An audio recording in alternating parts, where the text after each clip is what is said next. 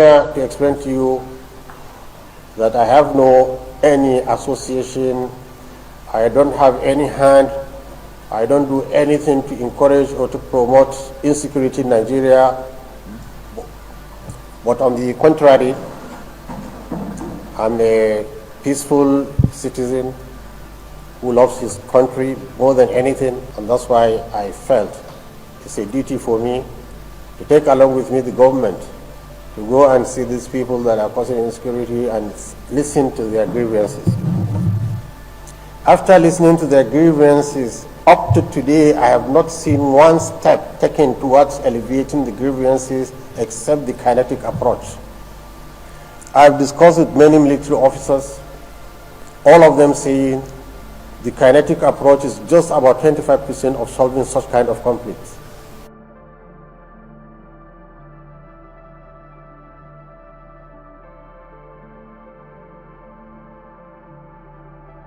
Arabia, after full investigation, found me not wanting.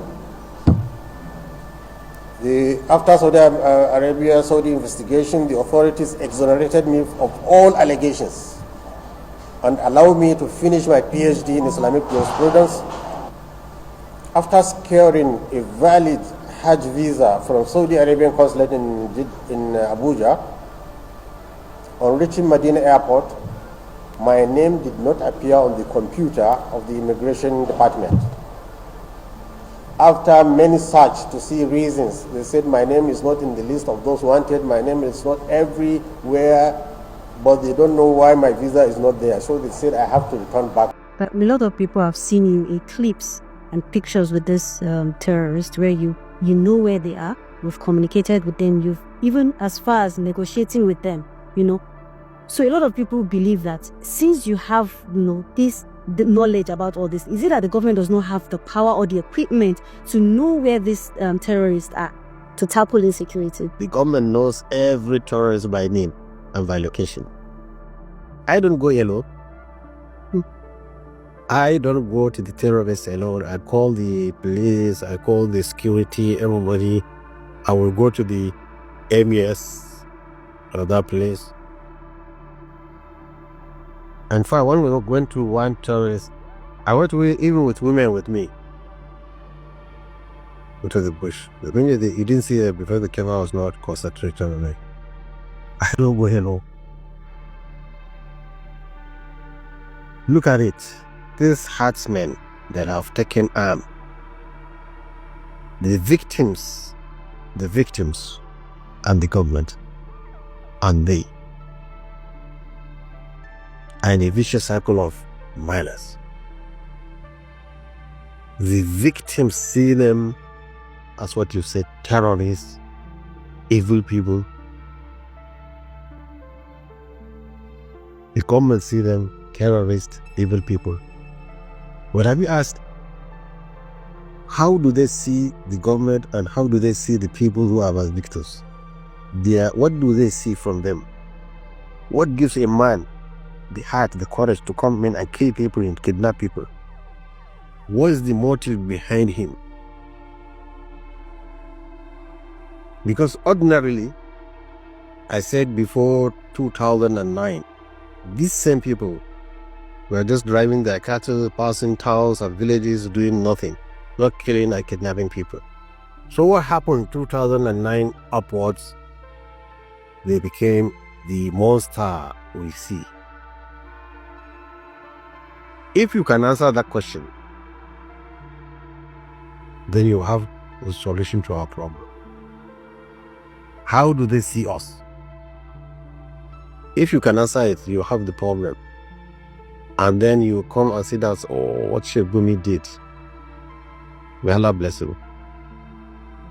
Because I crossed to see what is the motive, what is behind them. Why are they doing it? My first shock is when we wanted to see them. Wanted to see them through their airports. They say they are ready. Some of them on motorbike, they came 3 days coming to where we first gathered in Kidandan forest. 3 days on bicycle coming from Zamfara and Zulmi so that they meet us. They are ready to see somebody, a clergy, coming to meet them. Number one. That was during Buhari's time. Later I will tell you, when we understand what is the motive behind them and we see that the government needs to know. Seeing Buhari, then to see Turji and Dogo Kite in the thickness of forest is easier than for you to see a president.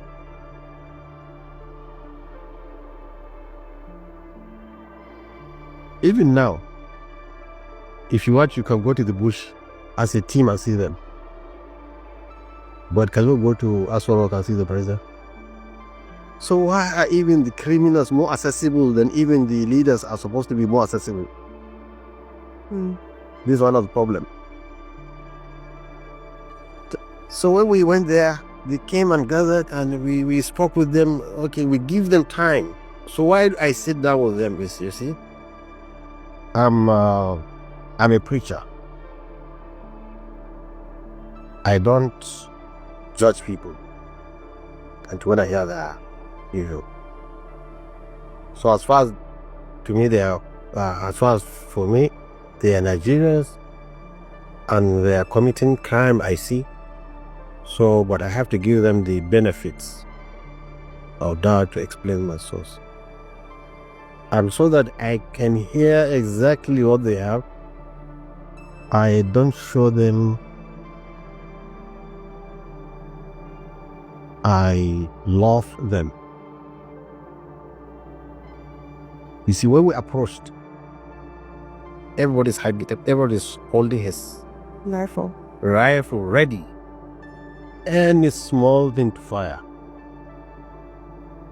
This is how we approach them. They have all men around. Everybody ready to fire. But when we come down from our depots, we say let them bring chairs. We sit down with them. One of them, I made him to come and sit down close to me. He was saying, no. I made him, come, don't worry, you are our brother, come. Then he felt comfortable and he came and sat down. He gave him a microphone, he said everything, vomited everything. All of them, they vomit to you everything. And what they tell us, we hear it from soldiers. You see, I told you, I see a lot of people.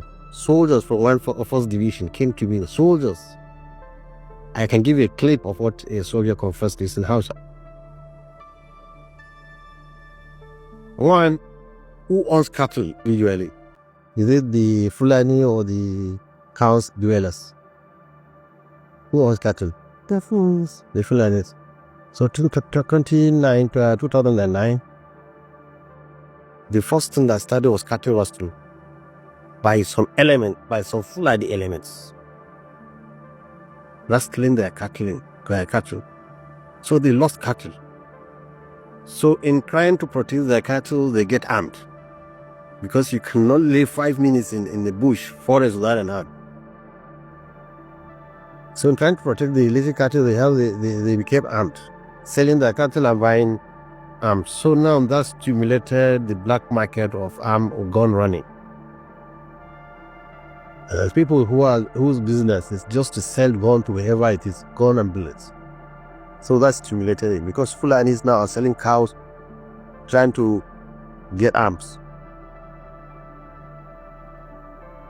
So after rustling their cattle, now they are armed without cattle. And now the military came in for the first time to fight cattle rustlers. This is what they tell us whenever we come. And they say we welcome them. But unfortunately, when they come indiscriminately, they are killing everybody. One soldier told me he himself has seen has seen a genocide in the bush.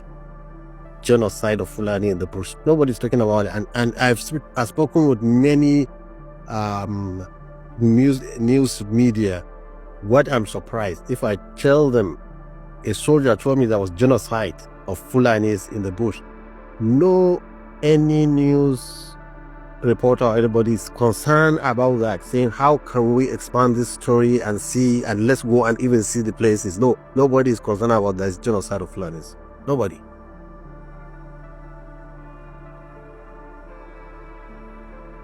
And when we go to the bush, in front of government officials, you go to say, yes, the military came in and they were killing us. So we have to use our guns that we are trying to protect our cattle now to fight back. So then we ask them, why do you attack villages then? Why? What has the villagers done to you? They said vigilantes. The vigilantes come from that village, they come and kill us.